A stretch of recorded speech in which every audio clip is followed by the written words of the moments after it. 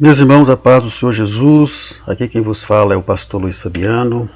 Nós estamos em mais uma vez trazendo a nossa contribuição para os irmãos na Escola Bíblica Dominical. Estamos estudando esse trimestre sobre a supremacia das Escrituras e a lição que será ministrada amanhã nas nossas EBDs é a lição número 9, as histórias e as poesias falam ao coração. Mais uma vez nós estamos diante de uma lição bastante técnica e nós vamos procurar trazer alguns ensinamentos práticos para nós aqui nessa lição que é técnica. Mas o que nós veremos nessa lição sobre as histórias e as poesias falam ao coração? Primeiro nós veremos o texto áureo da nossa lição que diz assim: Estou aflitíssimo, vivifica-me, ó Senhor, segundo a tua palavra. A verdade prática diz exatamente assim: os livros históricos e poéticos mostram a soberania e a sabedoria divina. O relato dessas verdades produz fé e esperança em nossos corações. O texto, a leitura bíblica em classe está em Deuteronômio, capítulo 6, versículo 20 ao 25, e também está registrada lá em Salmos, capítulo 119, o versículo 105 e 108. Nós não iremos ler para ganharmos tempo no vídeo. Lembrando aos irmãos que estamos em um ambiente que não é acusticamente isolado, então sons externos poderão ser ouvidos, mas nada que venha atrapalhar a nossa gravação. Pois bem, vamos lá. Lição número 9. As histórias e as poesias falam ao coração. O que nós veremos nessa lição de amanhã? Primeiramente, nós teremos, na verdade, uma visão geral dos livros históricos e dos livros poéticos. Então essa lição, ela traz para nós uma visão geral dos livros históricos e dos livros poéticos. Nós veremos também quais são os objetivos e propósitos desses livros, quando Deus inspirou esses homens para poder escrever esses livros, qual era o objetivo de Deus ao permitir que esses livros fossem escritos? É o que nós veremos nessa lição. Veremos também a estrutura literária desses livros, veremos o gênero literário desses livros. O que é gênero literário? Gênero literário é um padrão de linguagem que pode ser oral e escrito. Então nós veremos qual foi o padrão de linguagem dos livros históricos e o padrão de linguagem dos livros poéticos. Veremos também as experiências e instruções relatadas nesses livros. Esses livros, tanto o histórico ou principalmente os históricos, trazem muitas experiências que foram relatadas. E os livros poéticos trazem instruções. Então veremos quais são as experiências e as instruções que foram relatadas nesses livros. E por fim, nós tiraremos alguns princípios práticos para a vida cristã, algumas aplicações práticas para a vida cristã, tanto nos livros históricos como também nos livros poéticos. Como eu disse, é uma lição muito técnica, mas essa lição nos dá a condição de, mesmo sendo bastante técnica, trazer para nós algumas aplicações práticas. Lembrando que a missão do professor é exatamente explicar e não complicar. Então o professor, diante de uma lição técnica dessa, ele tem que ser o mais objetivo possível e o mais claro possível naquilo que ele quer ensinar sobre essa lição, porque senão ele vai se perder em conceitos, vai se perder em etimologia, vai se perder em muitas coisas relacionadas a essa lição, que é uma lição muito técnica. Então, seja objetivo, claro naquilo que você vai explicar sobre essa lição. O importante é que o aluno entenda a importância dos livros históricos e também a importância dos livros poéticos. Então vamos ao nosso primeiro tópico, onde nós vamos abordar exatamente os livros históricos. Vamos ter que passar pela história do Antigo Testamento estudando os livros históricos. É lógico que o comentarista não teve tempo de falar sobre cada livro histórico. Então, a primeira coisa que nós vamos ver sobre os livros históricos é o conteúdo desses livros. Então, os livros históricos, eles contêm nada mais nada menos do que registro da história do povo de Israel. Então os livros históricos, ele tem um padrão de linguagem, um gênero literário de narrativa. Então os livros históricos, eles vão narrar a história do povo de Israel, desde a conquista da Terra Prometida, sob a liderança de Josué, até a restauração de Jerusalém após o cativeiro babilônico. Então nós temos um período aí de mais de 100 anos em que os livros históricos vão registrar a história de Israel. Então, nesse período, Israel experimentou experiências de providência, experiência de proteção e também experimentou o juízo divino. Então, qual que é o conteúdo dos livros históricos? Bem sucinto: narrativa da história de Israel, desde a conquista da terra até a restauração de Jerusalém após o cativeiro babilônico. Então, uma vez que nós já sabemos qual o conteúdo dos livros históricos, nós podemos então já saber quais são os livros históricos. Os livros históricos são um total de 12, conforme você vê na imagem aí, que vai de Josué até o livro de Esther. Então, de Josué até o livro de Esther, nós temos os 12 livros históricos. Então, esses 12 livros históricos tratam-se de narrativas acerca daquilo que Deus fez por Israel e através de Israel. Então o livro histórico não mostra para nós apenas aquilo que Deus fez por Israel, mas mostra também aquilo que Deus fez através de Israel.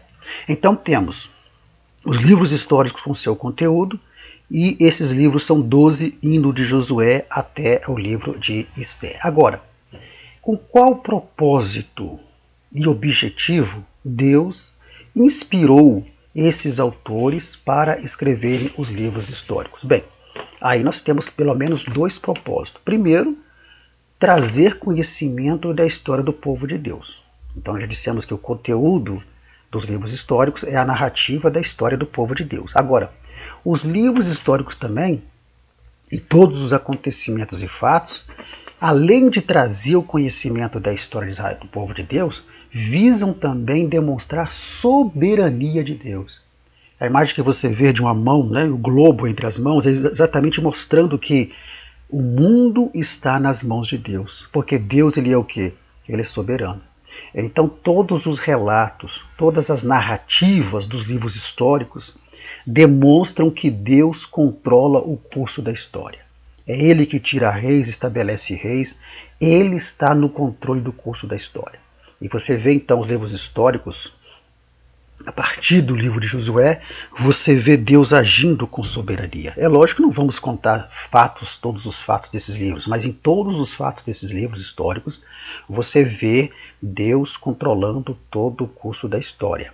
Então, os objetivos principais desses livros históricos é trazer o conhecimento da história de Israel e, na sequência, demonstrar a soberania de Deus, mostrar que Deus, ele é o quê? Deus, ele é soberano. Então a primeira coisa que nós precisamos entender é que todos os fatos, todos os relatos dos livros históricos são histórias o quê? Verdadeiras. Não foram histórias inventadas, foram fatos que aconteceram. Então é preciso que o professor tenha isso bem claro em sua mente e seu coração, que as histórias, né, dos livros históricos são verdadeiras e demonstram, em todo o seu conteúdo, demonstram a soberania de Deus. Esse é o propósito principal dos livros históricos. Bom, aí o comentarista ele vai trazer um comentário sobre apenas 2 livros históricos, mesmo porque não seria possível numa revista ele abordar todos os livros históricos. Então, ele vai abordar apenas 2 livros históricos e vai escolher o livro de Juízes e o livro também de Reis. Então, vamos seguir essa sequência do comentarista e comentar sobre o livro de Juízes. Então, o livro de Juízes ele vai narrar o período em que Israel não tinha rei. Então, Josué, após a conquista da Terra Prometida, Josué vai morrer e não houve uma liderança sucessora a Josué. E aí é que aconteceu, o povo ficou sem liderança, o povo não tinha rei. E invejando as demais nações, o povo pediu um rei a Deus. E aí então Deus concedeu um rei para Israel que não era segundo a vontade de Deus. O plano de Deus era mais na frente ter um outro rei que era Davi. Mas Deus então permitiu, né, que Israel tivesse rei. Então Israel começa a ser governado por reis. Então o livro de Juízes vai narrar exatamente isso. Um período em que Israel não tinha rei. E diz a Bíblia, nas citações que não vamos ler que o tempo não dá, mas você, professor, pode ler, que cada um fazia o que tinha no seu coração. O povo estava desgovernado, desorientado, e o povo estava sem uma direção. E aí é quando Deus, então, levanta juízes. E aí nós temos a relação de alguns juízes, começando por Otoniel, sendo o último juiz de Israel, Samuel, quando Samuel, então, vai ungir lá na frente Saul como rei. Então, a história dos juízes narra exatamente isso, o período em que Israel não tinha nenhum rei. Então todas as histórias ocorridas neste período apontam para o quê? Apontam para a fidelidade e para a misericórdia de Deus. Sabe por quê? Porque ainda que o homem seja infiel, Deus permanece fiel. E nós vemos nesse período de juízes o povo sendo infiel para com Deus. O povo sendo desobediente para com Deus. Mas mesmo assim, Deus vai ter misericórdia e Deus vai exercer a sua fidelidade de perdoar esse povo. E aí nós vamos ver que em Juízes, os judeus, né, os israelitas, eles foram desobedientes, eles foram idólatras, e isso tudo vai causar muitas derrotas para o povo. Mas uma coisa muito interessante é que Deus, apesar da desobediência do povo, apesar da idolatria do povo, Deus nunca deixou de abrir os seus braços de amor ao seu povo. Sempre que o povo se arrependia, Deus estava de braços abertos. Então, o que a história de Juízes nos ensina? O que nós podemos tirar de aplicação prática desse livro histórico de Juízes? É que Deus, ele é fiel, Deus é misericordioso. E sempre que o homem se arrepender e se voltar para Deus, Deus estará pronto a perdoar o seu pecado, Deus estará pronto a dar para esse homem uma nova chance. A história de Juízes nos mostra exatamente isso, a misericórdia e a fidelidade de Deus. E aí o comentarista escolhe um outro livro, né? Outro livro histórico, que é o livro dos Reis. Enquanto o livro de Juízes narra o período em que Israel não tinha rei, a história dos reis vai mostrar o período, vai narrar o período em que Israel começou e continuou a ser governado por reis. Então, a partir do livro de Reis, temos ali a história de todos os reis de Israel. E aqui não vamos entrar em detalhes sobre isso, porque já tivemos estudos sobre essa questão. Agora, o primeiro rei foi Saul, é isso? E o último rei de Israel foi Oséias. Só que você tem que se lembrar que dentro desse período houve a divisão do reino de Israel. Reino do Norte e Reino do Sul. O Reino do Norte, Israel, com a capital em Samaria, e o Reino do Sul, Judá, com a capital em Jerusalém. Então, o Reino de Israel vai se dividir nessas duas partes. Agora, então, primeiramente em Reino Único. No Reino Único, o primeiro rei foi Saul. E aí, quando Israel se divide posteriormente em Reino do Norte e Reino do Sul. Então, vamos entrar em detalhes sobre a divisão do reino, porque é uma outra lição que já passamos por ela. Mas a história dos reis, então, vai narrar exatamente o período em que Israel era governado por reis. E aí nós vamos ver que os dois livros de reis, eles vão mostrar que cada rei que reinou em Israel, e aí estamos falando dos dois reinos ao mesmo tempo, que reinou em Israel, eles eram julgados por Deus de acordo com a sua fidelidade para com Deus. Então, na desobediência, eles eram castigados, levavam a nação ao fracasso. Na fidelidade a Deus, levavam a nação ao progresso. Então, o livro de Reis vai nos mostrar que todos os reis que foram obedientes a Deus, o seu reinado foi abençoado.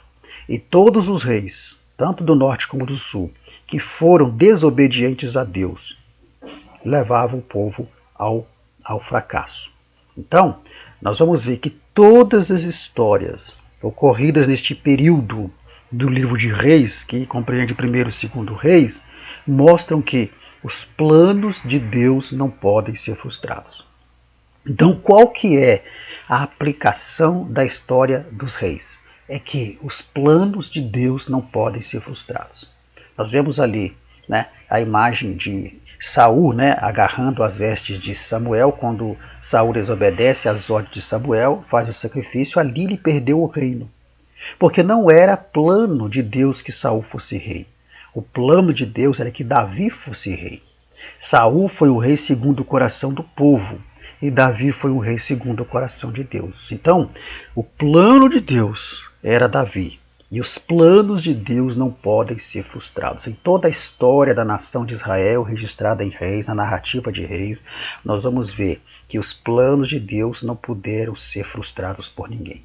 Então, nesse primeiro tópico, nós temos um panorama, uma visão geral dos livros históricos, falando sobre o seu conteúdo, falando sobre os seus objetivos e propósitos, mostrando a história de dois livros que representam os outros, todos os 12, que é a história dos juízes e a história dos reis, trazendo para nós o ensinamento de que, primeiro, Deus é soberano, que Deus controla o curso da história, que Deus ele é fiel em seu amor e na sua misericórdia, e que Deus sempre está pronto para perdoar o homem quando esse se arrepende. E vamos ver também que Deus ele não tem os seus planos jamais frustrados. Então todos os livros históricos, e aqui representado pelos dois juízes e reis, todos os livros históricos trazem para nós essa mensagem que nós dissemos aqui. Pois bem, dessa forma, então, nós terminamos o nosso primeiro tópico. Estamos sendo bem sucinto porque a lição é uma lição técnica, como eu disse, e o objetivo nosso é simplificar essa lição para o aluno. Bom, então podemos ir para o nosso segundo tópico. Nós já tivemos aqui um panorama dos livros históricos, a história do Antigo Testamento. Agora vamos para os livros poéticos e de sabedoria. Nós vamos ter aqui uma visão geral desses livros poéticos. E conforme a imagem mostra, os livros poéticos são 5. O livro de Jó, o livro de Salmos, o livro de Provérbios, o livro de Eclesiastes e o livro de Cantares. Esses são os 5 livros poéticos. Pois bem, agora, qual que é o conteúdo dos livros poéticos? Então vamos lá. Primeiramente, olha só. Como dissemos, ele é composto por 5 livros que você já sabe quais são. Esses livros são chamados de poéticos exatamente por quê? Porque eles foram escritos em forma de poesia e de prosa. Qual que é a diferença da prosa para a poesia?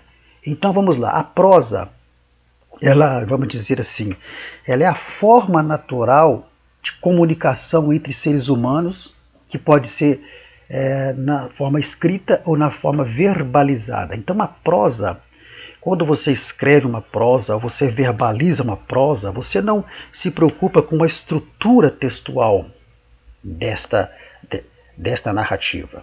Então a prosa é uma forma natural de comunicação entre os homens. Ou seja, por exemplo, você contando, você falando de algo, contando algo, né? A prosa está muito presente em reportagens, revistas, jornais. Então a prosa é a forma natural de comunicação. É como se você estivesse contando algo para alguém, relatando algo para alguém, conversando com alguém, escrevendo um texto, escrevendo um editorial. Isso é o quê? Uma prosa. Já a poesia não. A poesia ela é a expressão das emoções e sentimentos em um texto bem trabalhado.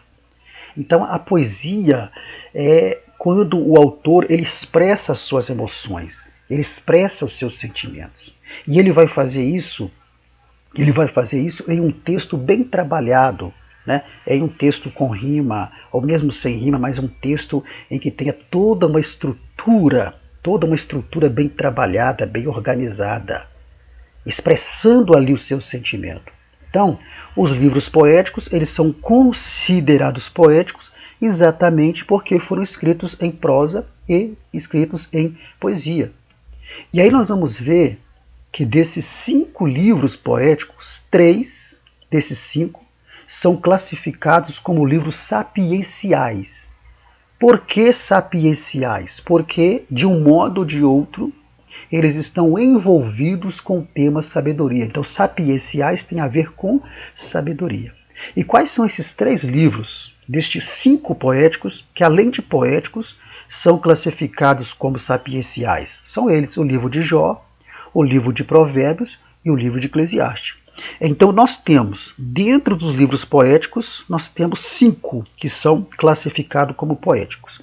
Desses 5, 3, além de ser poéticos, são classificados como sapienciais, porque estão relacionados à sabedoria. Então vamos aqui meditar sobre cada um desses livros sapienciais, poéticos sapienciais, e desses livros apenas poéticos. Começando pelo primeiro livro sapiencial, que é o livro de Eclesiastes. Mas antes, qual é o conteúdo e propósito dos livros sapienciais? Por que Deus inspirou esses homens para escrever os livros sapienciais? Então vamos, a partir de agora, analisar primeiramente os 3 livros poéticos sapienciais e os 2 livros que são classificados apenas como poéticos. O primeiro livro, então, é o livro de Eclesiastes. Bom, Eclesiastes significa pregador, todos sabemos disso. E quando você observa o livro de Eclesiastes, que é um livro sapiencial, um livro cujo conteúdo está relacionado à sabedoria de Deus e não à sabedoria do homem, nós vamos ver ali que o livro de Eclesiastes ele é um livro de perspectiva. Então você vê que o livro de Eclesiastes ele revela a depressão de alguém que está em busca pela felicidade em coisas mundanas. Por quê? Porque a vida é passageira.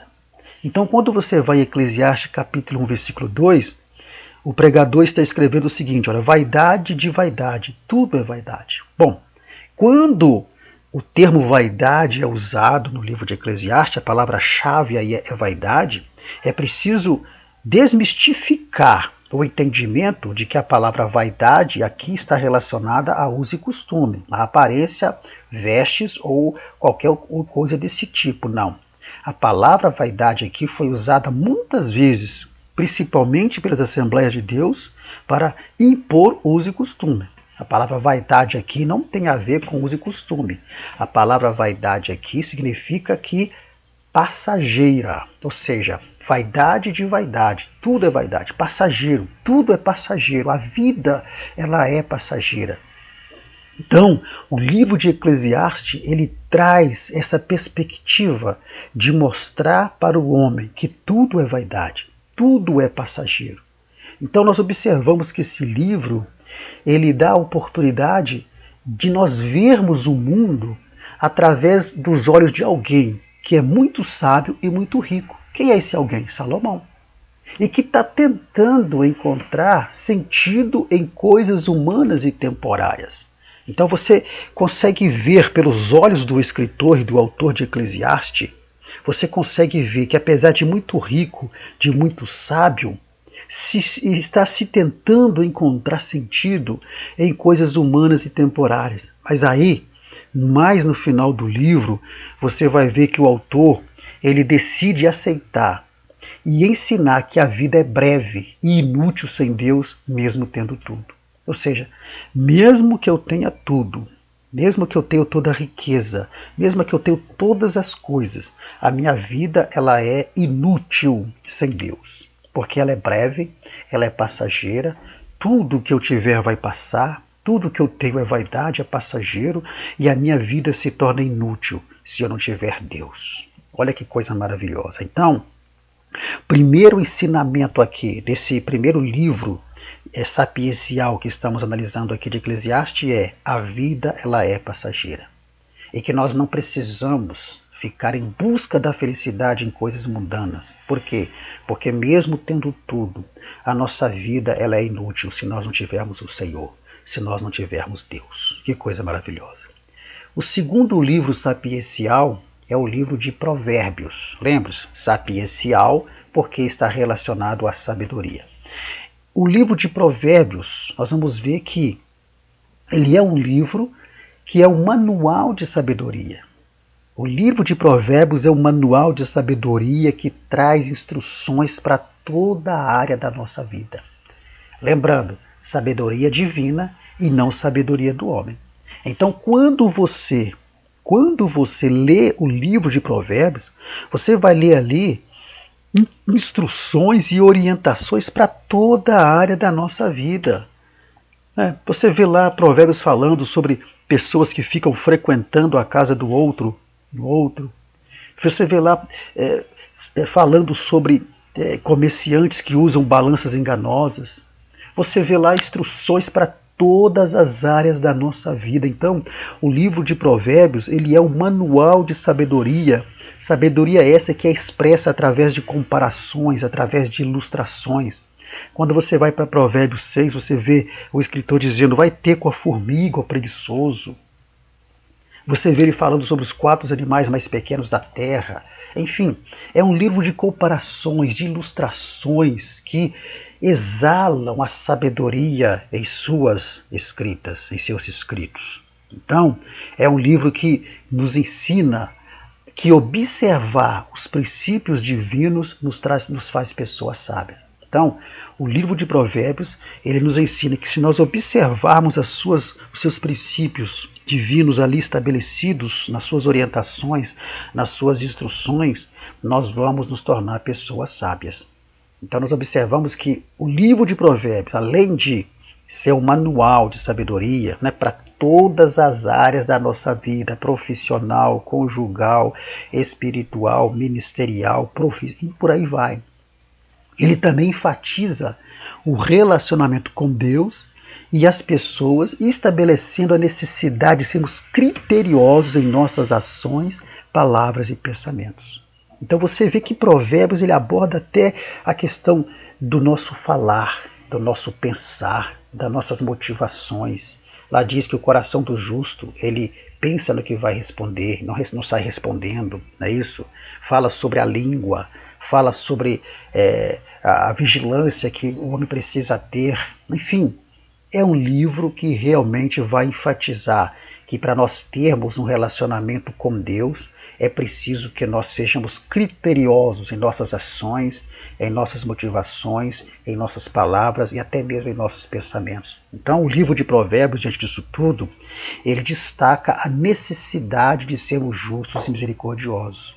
Então, o livro de Provérbios é um livro que contendo comparações e ilustrações sábias, ele nos traz o ensinamento de que se nós quisermos ser sábios, nós precisamos observar os princípios divinos nele estabelecidos. Em Provérbios 4:13 diz assim: apega-te à sabedoria e não a largues, guarda, porque ela é a tua vida. Mas a sabedoria que vem de Deus, não é a sabedoria que vem do homem. Nós vamos ver mais sobre isso daqui à frente. Então, nós já abordamos o livro sapiencial de Eclesiastes, o livro sapiencial de Provérbios. Agora vamos abordar o livro sapiencial de Jó, porque o livro de Jó, ele é um livro de drama. É um livro de drama. É um livro que registra o drama de Jó. Então, o livro de Jó, ele mostra a soberania e a sabedoria insondável da providência e benevolência de Deus, até mesmo nas provações trazidas aos seus filhos. Ou seja, até nas provações trazidas aos seus filhos, Deus ele vai demonstrar a sua soberania e vai demonstrar também a sua insondável sabedoria. Nós vamos ver que quando você lê o livro de Jó, esse livro, por que ele é sapiencial? Exatamente porque o livro de Jó também está relacionado à sabedoria de Deus. E uma sabedoria tão grande, que vem da parte de Deus, que quando você lê o livro de Jó, ele vai trazer a explicação por que Deus permite que as pessoas justas sofram. Essa é a pergunta que muitos crentes fazem. Mas eu sou servo de Deus, procuro ser fiel a Deus, procuro me afastar do pecado o máximo que eu posso. Por que eu estou passando por essa situação? Então, quando você lê o livro de Jó, você vai ter essa explicação. Por que Deus permite que os justos sofram? E você vai ser motivado a continuar confiando em Deus, independente das circunstâncias. A imagem de Jó que você está vendo aí sugere tudo. E mesmo em todas as dificuldades que Jó passou, ele permaneceu confiando em Deus. Houve um momento que ele disse assim: olha, eu sei que o meu Redentor vive e que por fim sobre a terra se levantará. Eu sei que Deus vai se levantar ao meu favor. Então, quando você lê esse livro sapiencial de Jó, você traz para o seu coração essa mensagem de que apesar das circunstâncias, apesar das provações que você está passando, Deus está contigo.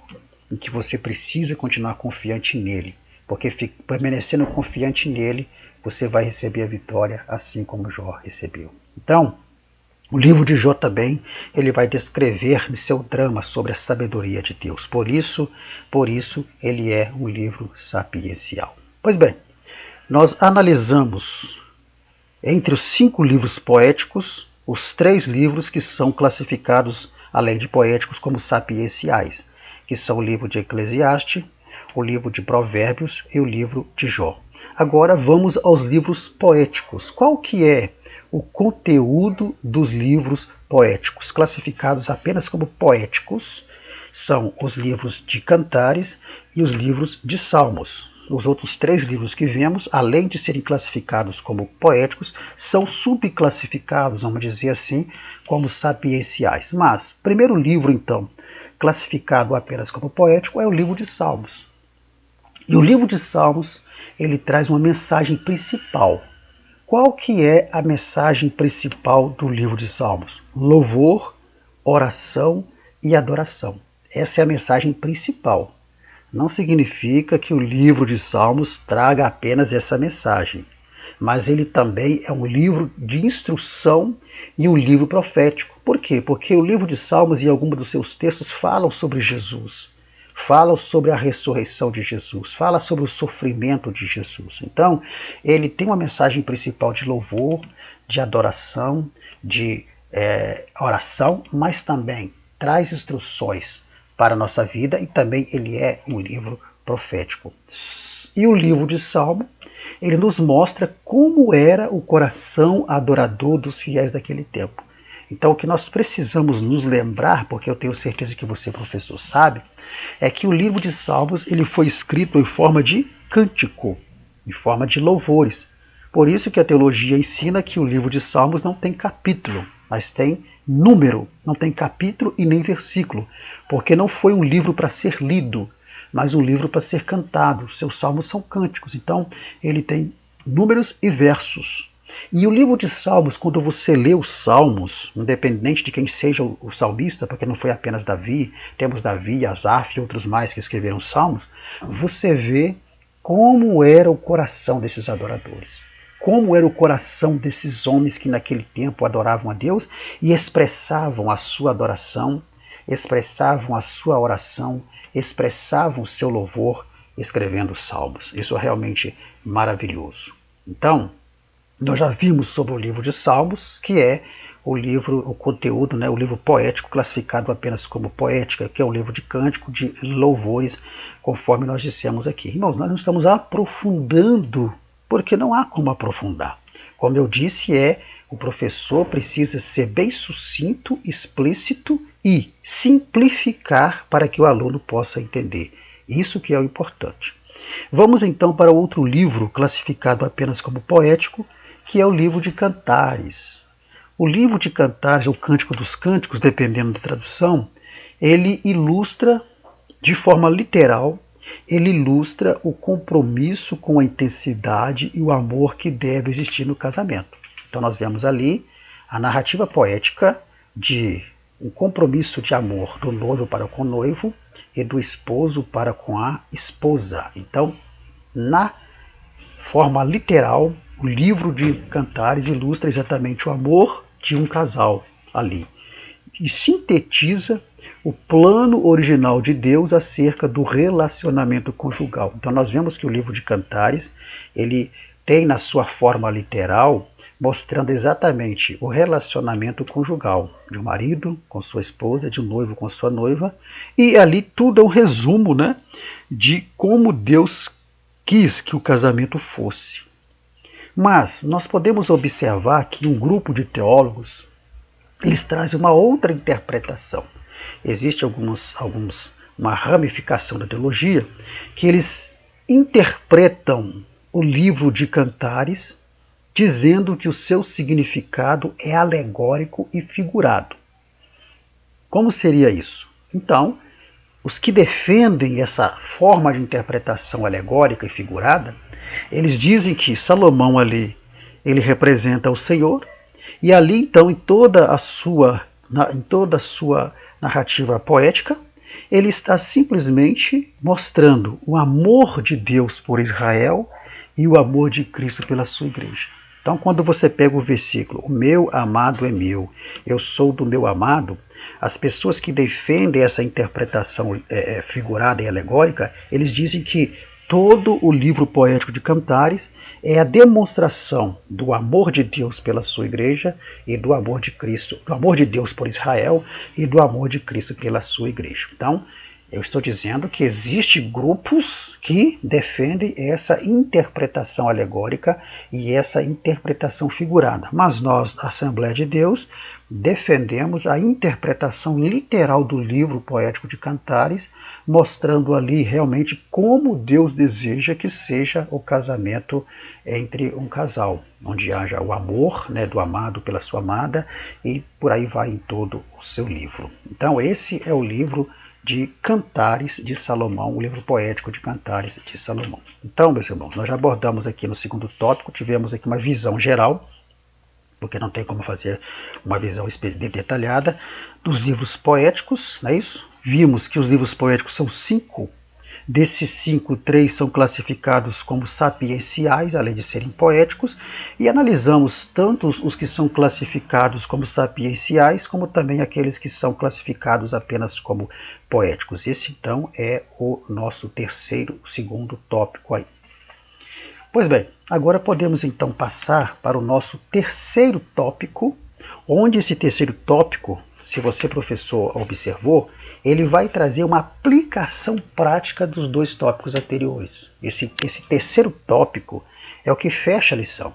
Se você tiver que demorar, eu te aconselho, sugiro para você, professor, que você demore no terceiro tópico. Seja mais sucinto, mais objetivo e explícito nos dois tópicos anteriores, que são muito técnicos, e gaste o maior tempo no terceiro tópico, que é um tópico prático, que vai trazer a prática, né, as aplicações práticas dos tópicos anteriores. Então vamos lá. Uma mensagem ao coração. Quais são as mensagens que os livros históricos e poéticos trazem para o nosso coração? Porque, afinal de contas, esse é o tema da nossa lição. As histórias e as poesias falam ao coração. Então a pergunta é: quais são as mensagens que os livros históricos e poéticos trazem ao nosso coração? A imagem que você está vendo dessa menininha e um barquinho já traz para você a ideia de qual é a primeira mensagem que os livros históricos e poéticos trazem ao nosso coração. É exatamente isso. Uma mensagem de soberania. Então, quando você vê essa imagem sugestiva, essa menininha, ela é soberana sobre esse barquinho. Ela pode fazer o que quiser com esse barquinho. Então, os livros históricos e os livros poéticos trazem para nós exatamente isso, uma mensagem de soberania. E é esta soberania de Deus, né, porque Deus está no controle de todas as coisas, esta soberania de Deus é a garantia de que as promessas de Deus jamais vão falhar. E isso é importantíssimo para fortalecer a nossa fé. Então a primeira mensagem que os livros históricos e os livros poéticos trazem é que Deus, ele é soberano. E a soberania de Deus é a garantia de que as suas promessas jamais vão falhar. Isso fortalece a nossa fé. Isso enriquece a nossa fé. Deus, ele age na história e nada acontece fora do seu controle. Ele está no controle de todas as coisas. Mateus 10, 29 vai dizer, se não me engano, que não cai um fio de cabelo na nossa cabeça, se Deus não permitir. Então, a primeira mensagem que os livros históricos e os poéticos trazem ao nosso coração é que Deus, ele é soberano. Deus está no controle de todas as coisas. Apesar de que ao longo da história da humanidade, houve tentativas humanas e tentativas diabólicas para impedir os planos e as promessas de Deus. Mas todas essas tentativas foram frustradas. Por quê? Porque Deus está no controle de todas as coisas. Um exemplo disso Entre essas tentativas nós temos, primeiro, a tentativa do adversário, usando o faraó, de impedir o nascimento do libertador de Israel, mandando matar todos os meninos abaixo de 2 anos. Deus não permitiu que isso acontecesse com Moisés, porque Deus, ele é soberano. Deus está no controle de todas as coisas. A tentativa de Satanás, usando o governante da época, de matar o Salvador, de impedir o nascimento e de matar o Salvador do mundo. As duas tentativas são paralelas. Lá no Antigo Testamento, Satanás tenta, usando o faraó, matar, impedir o nascimento ou matar. Na verdade, não é nem impedir o nascimento, é matar os recém-nascidos abaixo de 2 anos para poder atingir o libertador. E a mesma coisa aconteceu com Jesus. O governante tentou mandou matar as crianças de 2 anos exatamente para tentar atingir Jesus. Então, isso não aconteceu por quê? Porque Deus é soberano. Deus está no controle de todas as coisas. Então, a primeira mensagem que os livros históricos trazem ao nosso coração e poético é: Deus está no controle de todas as coisas. Deus está no controle da sua vida, da minha vida, da nossa vida. Ele é soberano sobre nós, sobre a nossa vida. E Ele está no controle. E nenhuma tentativa de tentar te derrubar, ela vai prevalecer. Por quê? Porque Deus está no controle. Nenhuma ferramenta forjada contra ti prosperará. Porque Deus, ele é soberano e está no controle de todas as coisas. Ele estabelece reis, ele tira reis, ele é soberano. Essa é a primeira mensagem que os livros históricos e poéticos trazem e falam ao nosso coração. A segunda mensagem é uma mensagem de sabedoria. Mas estamos falando aqui o quê? Da verdadeira sabedoria. E os livros históricos e poéticos vão nos mostrar que a verdadeira sabedoria só encontramos em Deus. A imagem que você está vendo, a frase diz assim: a verdadeira sabedoria é tão valiosa que nenhum mestre conseguiu criar uma fórmula para adquiri-la. Por quê? Porque ela está em Deus e ela vem de Deus. A verdadeira sabedoria você não adquire nas faculdades, nas universidades, nos livros, não. Não existe uma fórmula que alguém criou para se adquirir a sabedoria, porque ela está em Deus e ela vem de Deus. E o propósito dela, quando Deus dá a alguém, é para agradar a Deus, e não para que o homem queira se sentir maior ou melhor, mas é tão somente para agradar a Deus. Então, os livros históricos e os livros poéticos trazem para nós essa mensagem, uma mensagem que existe uma verdadeira sabedoria, mas que essa verdadeira sabedoria você vai encontrar apenas em Deus. Nós vimos em lições passadas, explicamos que o homem pode ser muito inteligente. Inteligente todo ser humano nasce. Ele vai desenvolvê-la ao longo do seu crescimento. Mas a sabedoria, a verdadeira sabedoria, ela vem de Deus. E aí, deste modo, todo o conselho prático está subordinado à sabedoria divina, que vai o quê? Direcionar o nosso comportamento, as nossas atitudes, as nossas decisões. E aí o comentarista, baseado nesses versículos que nós vimos aí, ele vai relacionar, Ele vai relacionar todas essas coisas que nós estamos falando aqui. Você pode ir lá na lição, eu não coloquei ali porque não há necessidade, porque tem na lição. Mas ali então você vai ver o comentarista relacionando, tudo aquilo que nós temos que ter como comportamento, atitudes e decisões que vai ser atitudes sábias, decisões sábias. Por quê? Porque estarão governadas pela sabedoria. Então, na lição no item 2 do tópico 3, você vai ver lá sobre todas esses comportamentos. Então, a segunda mensagem que os livros históricos e poéticos falam e trazem ao nosso coração é que existe uma sabedoria verdadeira. Essa sabedoria vem de Deus. E se você quer ter sabedoria, basta você fazer o que Tiago fez. Se alguém tem falta de sabedoria, peça a Deus. Essa é uma mensagem maravilhosa. E essa sabedoria, ela vai direcionar toda a nossa vida e nos levar a ter um comportamento, atitudes e decisões que vão agradar, acima de tudo, a Deus. E a terceira mensagem que os livros históricos e poéticos nos trazem é que é uma mensagem de adoração. O que isso quer dizer? O livro dos Salmos, por exemplo, é o que mais expressa a mensagem de adoração. Por quê? Porque ele possui essa peculiaridade, essa singularidade de expressar as mais profundas emoções do coração humano. Então, quando você ler o livro de Salmo, você começa a ver como era o coração adorador daqueles homens, que era um coração sujeito às mesmas paixões, sentimentos e emoções do que nós. Nós vemos eles expressando medo, expressando angústia, expressando tristeza, mas também expressando força, segurança e alegria.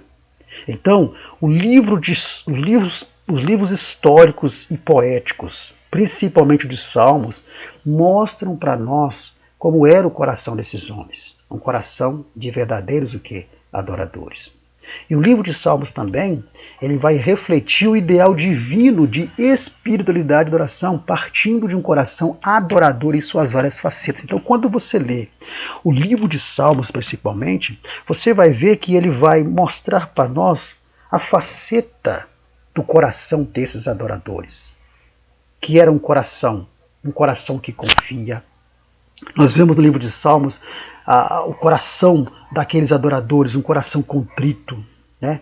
Davi vai falar sobre isso, um coração que glorifica a Deus, um coração agradecido a Deus, um coração arrependido.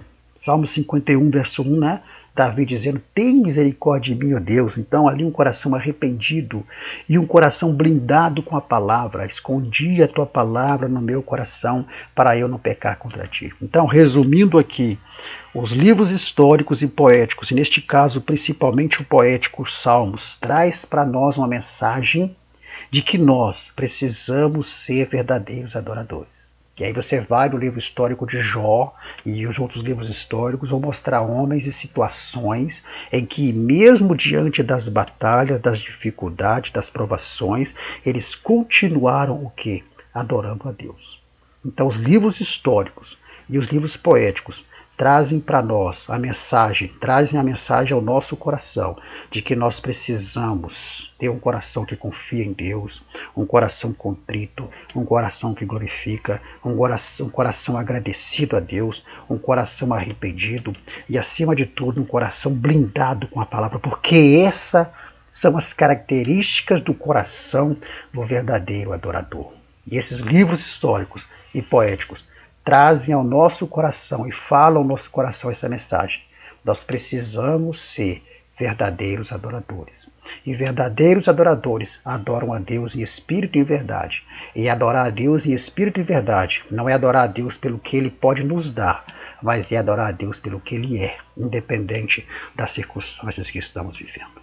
E assim, então, nós chegamos ao final de mais uma lição. As histórias e as poesias falam ao coração. E espero poder ter ajudado os irmãos, né, nesse complemento subsidial para podermos trazer para os nossos alunos, de maneira bem simples, a transmissão dessa lição. Qual que é a conclusão que nós chegamos? A conclusão é que, olha só, as histórias e poesias que estão registradas nos livros históricos e poéticos falam ao coração do homem, trazendo mensagens e aqui essas mensagens na conclusão vão resumir toda a lição e as 3 mensagens que estão aí no último tópico. Então, esses livros históricos poéticos trazem ao coração e falam ao coração do homem, trazendo mensagem de fé.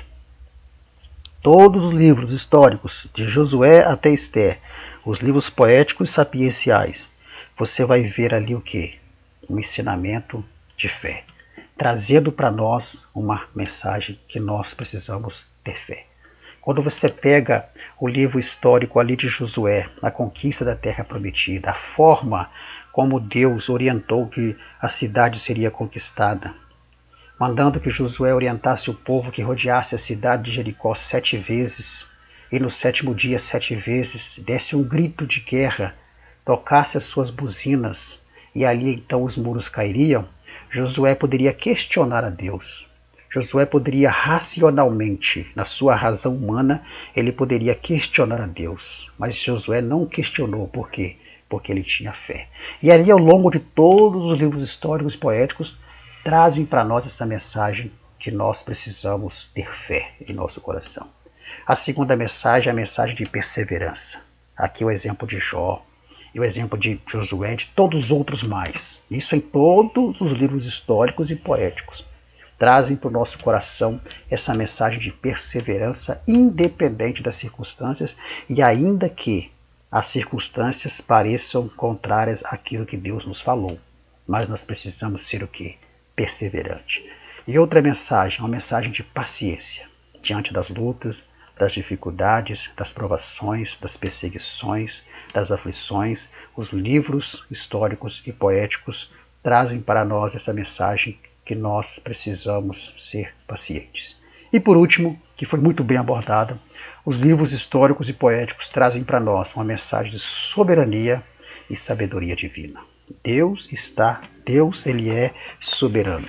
Deus, ele é sábio. E ele tem disponibilizado para nossas vidas também a sabedoria. Ele age na história, nada acontece fora da vontade de Deus. E por último, todas essas mensagens que os livros históricos e poéticos trazem e falam ao nosso coração, conserva saudável o nosso espírito, a nossa alma e o nosso corpo. Resumindo então, os livros históricos e poéticos, as narrativas dos livros históricos, as narrativas poéticas dos livros poéticos e sapienciais, trazem para nós uma mensagem de fé, perseverança, paciência, soberania e adoração. E aí então nós podemos o quê? Descansar no Senhor. Podemos descansar o nosso coração. Por quê? Porque Deus sempre esteve no controle da história e continuará no controle da nossa vida e da nossa história. Que Deus abençoe a vida de cada um de vocês. Aqui no próximo slide nós temos o nosso contato. Se você ainda não conhece o nosso trabalho, deseja receber o material que nós usamos aqui em PDF e slides gratuitamente para você ministrar em sua aula, basta entrar em contato conosco aí pelo número do Zap ou e-mail que você está vendo, que nós teremos o maior prazer em enviar para você semanalmente, gratuitamente, esse material. Lembrando também que temos um grupo de WhatsApp, do qual semanalmente eu disponibilizo esse material. Se você quiser fazer parte desse grupo, haverá na descrição desse vídeo o link convite. Se você não conseguir entrar pelo convite, mande uma mensagem para mim no meu número, aí no WhatsApp do meu número, que eu te adiciono ali ao grupo. Que Deus possa abençoar a sua vida. Lembrando aos irmãos que nós não ministramos apenas as lições da EBD. Nós ministramos também estudos bíblicos em geral, palestra para jovens, adolescentes, obreiros, fazemos fechamento de trimestres, ministramos em seminários, congressos, aplicamos alguns cursos, incluindo o CAPED local, também fazemos pregações em geral. Estamos à disposição dos irmãos. Lembre, você professor, se o seu chamado é ensinar, que haja dedicação ao ensino. Que Jesus abençoe a cada um de vocês e até a próxima semana. Em nome do Senhor Jesus, e convido você que não é inscrito em nosso canal, a se inscrever em nosso canal, compartilhar, ativar o sininho para que você fique ciente quando novas postagens forem feitas. E o nosso objetivo é alcançarmos o maior número de irmãos possível para que possamos ajudar que nós tenhamos em nossas igrejas uma EBD cada vez melhor. Que Deus abençoe a vida de cada um e até a semana que vem, em nome do Senhor Jesus Cristo.